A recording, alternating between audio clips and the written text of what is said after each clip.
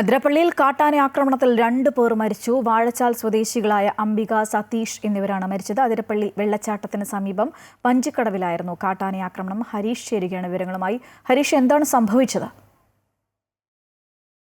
ശ്രീജ, ഈ കാട്ടാന ആക്രമണം ഇവിടെ നിരന്തര സംഭവമായി മാറുകയാണ്. പ്രത്യേകിച്ചും അതിരപ്പള്ളി മേഖലയിൽ അതിരപ്പള്ളി വെള്ളച്ചാട്ടത്തിന് സമീപം പഞ്ചിക്കടവിലായിരുന്നു കഴിഞ്ഞ ദിവസം കാട്ടാനാക്രമണം ഉണ്ടായത്. വാഴച്ചാൽ സ്വദേശികളായ അംബിക, സതീഷ് എന്നിവര് മരിക്കുകയായിരുന്നു. ഇവർ ഈ വനവിഭവങ്ങൾ ശേഖരിക്കാൻ, തേൻ ശേഖരിക്കാൻ വേണ്ടി കാടിനകത്തേക്ക് പോയി എന്നുള്ളതാണ് വിവരം. തുടർന്ന് ഇവർ കാട്ടാനയുടെ മുന്നിൽ ചെന്നുപെടുകയും കാട്ടാനയെ കണ്ട് ഇവർ ഓടുകയുമായിരുന്നു എന്നുള്ളതാണ് മനസ്സിലാക്കുന്നത്. തുടർന്ന് ഉള്ള പരിശോധനയിൽ ഇവരെ കാണാതായി. ഇന്ന് രാവിലെ പ്രദേശവാസികൾ എത്തി നടത്തിയ പരിശോധനയിലാണ് ഇവർ മരിച്ച നിലയിൽ ഇവരെ കണ്ടെത്തിയത്. കാട്ടാനയുടെ ആക്രമണം തന്നെയാണ് മരണത്തിന് കാരണം എന്നുള്ളതാണ് ഇപ്പോൾ നമുക്ക് മനസ്സിലാക്കാൻ സാധിക്കും. എന്തായാലും അതിൽ കൂടുതൽ വിവരം ലഭിക്കേണ്ടതുണ്ട്.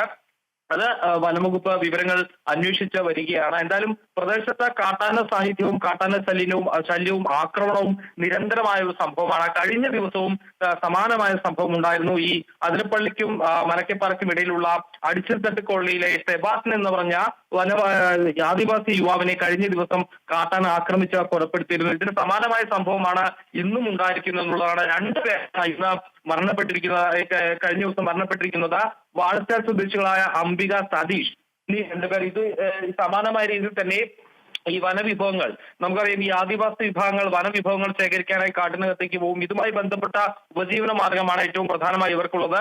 ഇത്തരത്തിൽ കാട്ടിലേക്ക് പോകുമ്പോഴാണ് പലപ്പോഴും ഈ കാട്ടാനയുടെ മുന്നിൽ ചെന്നുപെടുകയും കാട്ടാന അപ്രതീക്ഷിതമായി ഇവരെ ആക്രമിക്കുകയും ചെയ്യുന്നത്. അങ്ങനെയാണ് ഇത്തരത്തിലുള്ള മരണങ്ങൾ സംഭവിക്കുന്നത് എന്നുള്ളതാണ് ഏറ്റവും പ്രധാനം. എന്തായാലും ഇത് തുടർച്ചയായ ഒരു സംഭവമാണ്. കഴിഞ്ഞ ദിവസം മാത്രം ഏകദേശം 3 പേരാണ് ഇപ്പോൾ ഈ ഒരു കാട്ടാനയുടെ ആക്രമണത്തിൽ മരണപ്പെട്ടത് എന്നുള്ളതാണ്. ഇത് വർദ്ധിച്ചു വരുന്ന ഒരു സാഹചര്യമാണ്. ആദിവാസികൾക്ക് വനത്തിനുള്ളിലേക്ക് പോകാതെ അവരുടെ ജീവിത മാർഗം മുന്നോട്ട് കൊണ്ടുപോകാനും സാധിക്കില്ല. ആ ഒരു അവസ്ഥയാണ് ഇപ്പോൾ ഉള്ളത്. എന്തായാലും ഇന്നും ഇത്തരത്തിൽ കഴിഞ്ഞ ദിവസവും 2 പേർ മരണപ്പെട്ടിരിക്കുന്നു. അംബിക, സതീഷ് എന്നിവരാണ്. ഇവർ അതിരപ്പള്ളി വെള്ളച്ചാട്ടത്തിന് സമീപം വെച്ചായിരുന്നു ഈ ഒരു കാട്ടാന ആക്രമണം എന്നാണ് മനസ്സിലാക്കുന്നത്. എന്തായാലും വനംവകുപ്പ് സ്ഥലത്തെത്തി കൂടുതൽ നടപടികൾ സ്വീകരിക്കുന്നുണ്ട്. ഈ ഒരു വന്യമൃഗ ശല്യം നിരന്തരമായി വരുമ്പോൾ ഈ പ്രദേശവാസികളും ഈ സർക്കാരിന്റെ ഭാഗത്തുനിന്നും വനംവകുപ്പിന്റെ ഭാഗത്തുനിന്നും കൃത്യമായി ഇടപെടൽ വേണം എന്നുള്ളൊരു കാര്യം കൃത്യമായി പറയുന്നു. മാത്രമല്ല, ഇവർക്ക് നഷ്ടപരിഹാരം അടക്കമുള്ള കാര്യങ്ങൾ എത്രയും പെട്ടെന്ന് നൽകണം എന്നുള്ളൊരു ആവശ്യമൊക്കെ ഈ പ്രദേശത്തെ ശക്തമായി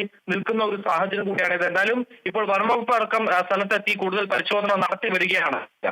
ഹരീഷ്, ഈ പറഞ്ഞതുപോലെ കഴിഞ്ഞ ദിവസമാണ് ഒരു മരണം റിപ്പോർട്ട് ചെയ്യപ്പെട്ടത്. ഇത്തരത്തിൽ ഇന്ന് വീണ്ടും 2 പേരാണ് മരിച്ചിരിക്കുന്നത്. നാട്ടുകാരാകെ പരിഭ്രാന്തിയിലല്ലേ?